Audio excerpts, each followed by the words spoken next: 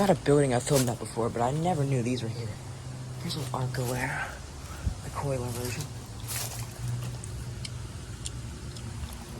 So another one, I'm assuming it's an Arcoaire as well. Nice. A 38 YCC, just like Kyle's old one. Oh no, it's CKC, my bad. 2005, 2-ton.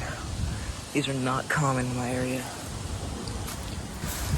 Here's the units I came here for. There's a Goodman, a Goodman reciprocating compressor. It's a straight cool. And then some sort of ICP, logo's gone. It's 2002, 3.5 ton. This thing is covered in poison ivy for 2 years straight at one point. Not anymore.